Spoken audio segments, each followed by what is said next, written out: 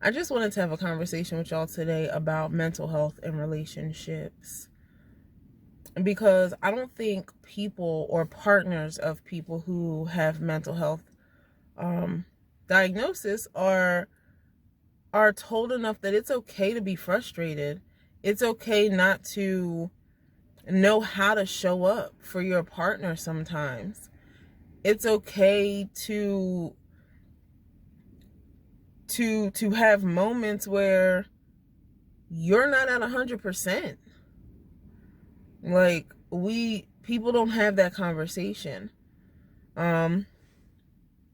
If you know me, then you know Marquise and I have been together for almost 7 years this year. And he's very open about his bipolar disorder. He's very open about anxiety and depression. And people always ask me, how do you manage? It's a learning process. It really is. It is a learning process, and you learn every day. Yes, I am a social worker. Yes, I have worked with clients who have mental health afflictions, but having a partner that you wake up to every day, that you deal with the mood swings, you deal with the anxiety, you deal with the depression, you deal with all of those things in your personal life, is very different from having clients that you just see maybe once or twice a week, and then you send them back to their support, you show them how to communicate with their support. That is very different. That was probably one of the biggest challenges, because it's not the same. So there are just a couple of things that I personally do when I get frustrated. When I get frustrated with being a support. And I'm saying that in the sense that we are human. We do our best. But I am not, all right, babe, all right, we got this, on 10 every day. I'm not. It's like, damn, this is a lot today. Like, this is taxing on me today. I have those days. But I have to communicate that with him.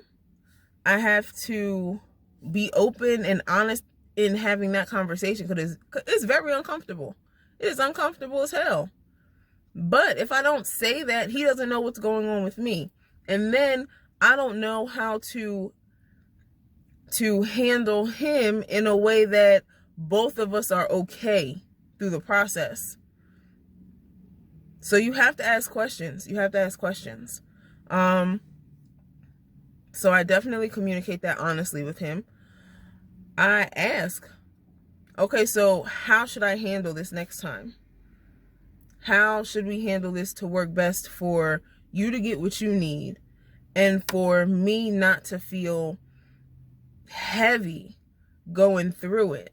How can we work this out next time? What should I do differently? What works best for you? Those are all questions that to me are essential, because your partner is going to know what works for them. They're going to know, all right, I can't do this because X, Y, and Z reason. But this works, and you just have to handle it this way. Your partner's going to know that. You have to ask the question sometimes, but they're going to know. I take care of myself. My own mental health is important. If you're a support, your own mental health is important. If I don't stick to my own schedule, if I don't meditate, if I don't, do all the things that are good for me, if I don't indulge in my own self-care, I have the potential to get lost in just the relationship, or just being his support, period. I have the potential to get lost in that. And that's where you get stressed, and you get burnt out, and you get tired, and you start taking out these feelings on the person that you love and care for. Granted, everybody's not built to do this. And that's a whole nother conversation. It all sounds good until you're dealing with the mood swings. Until, if you're in an intimate relationship and that person goes through a depressive episode for months at a time, y'all don't have that intimacy. You're not having sex. You're not touching. They barely want to be bothered. So it sounds good until you hit those points in your life, and everybody's had them. If you've dealt with mental health, if you've dealt with depression, you've had those periods. Those periods that make you think, damn, why am I even doing this? Damn, they can't feel better already? No, they can't. They can't. That's the point. They cannot. So everybody's not meant to withstand that. And that's okay too. That's another thing that you just have to be honest about. When you have kids and you feel like, yes, y'all are a union, and yes, these are your children, but you feel like that is a weight on you more than the other person because they're dealing with anxiety, they're dealing with depression, they're dealing with different things. Honey, it is what it is. You understand that. You know that going into the situation, you know this. You know this. And if you don't know this, it is then your job to educate yourself. It is your job to make sure that you understand all the things that come with somebody who deals with a mental health affliction on a daily basis.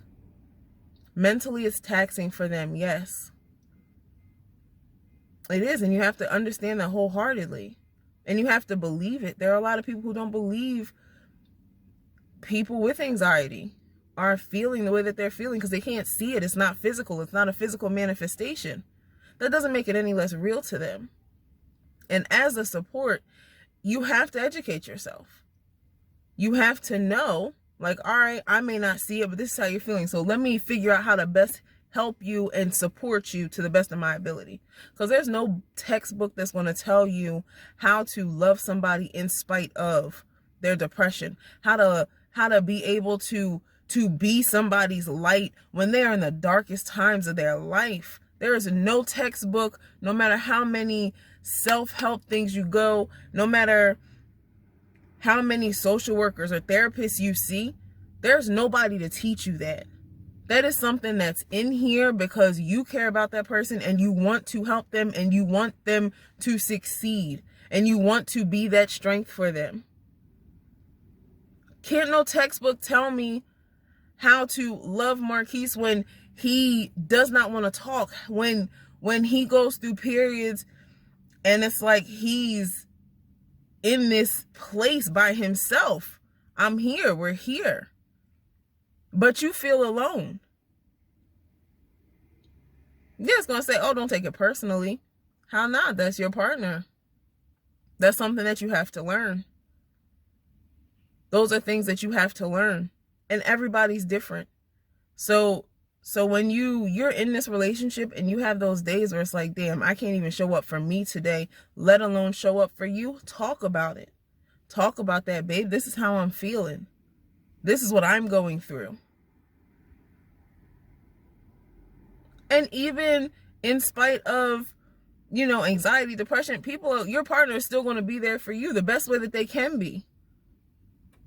That's the beautiful thing about the exchange of energy and support. When you are not at your best, no matter what they're dealing with, they're going to try to come through for you. When they're not at their best, no matter what you're dealing with, you're supposed to try to come through for them too.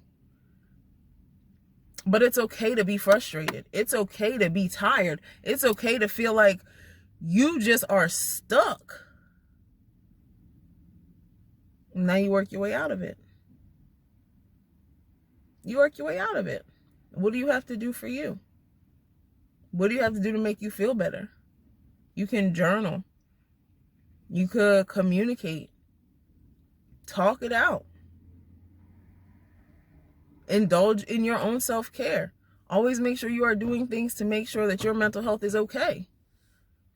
Because you're going to have those days. Sometimes you'll have them more than others. Sometimes you won't have them as much. But you're going to have them. Because that's just part of the situation. It's just part of it. And it's going to happen. And it's going to be okay. And after you have those uncomfortable feelings, guess what? You're going to be back to 100%. doing what you normally do, and supporting the person that you love through the difficult times in their life. Because this is a journey. This is an absolute journey. And not many people are cut out for this. To be a support as closely as a partner, spouse, wife, husband, fiance, whatever you are. Not everybody can do that. So get you some positive affirmations. Look yourself in the mirror and say them to yourself. Be a source of strength for you. Because that helps me. It's like, all right, I know this is temporary. I understand why we're here right now. I understand the mood swings. I understand the depression. I know it's not me. I know that this is not a result of anything that I did. I know I'm not going to take this personally. I also know I have to deal with it. But the sooner you could decipher between those feelings of this just being part of the diagnosis versus what did I do for you to do this, the sooner you could distinguish between the two, it'll be a lot smoother. I promise you it'll be a lot smoother. So I just wanted to get that out today because it really is okay to be tired, to be frustrated, to not feel like it sometimes. Like, it's okay. But you have to address why you feel that way and how you can kind of shield yourself from that in the future. Because you can always take steps to be like, all right, damn, I'm tired today, cool. But I know I got to do X, Y, and Z to get up out of these feelings because I'm not about to stay here. I'm not about to stay frustrated. I'm not going to take it out on my partner. I'm going to go address me. And once I do that, I'm going to come back and be here for you. So do that. Yeah, y'all. I just had a situation earlier that had me super annoyed. But in talking to you guys, you know, I talked to myself. So I needed to hear this just as much as I needed to say it, and hopefully somebody else can gain some type of insight from it. So thank y'all. I will be back later.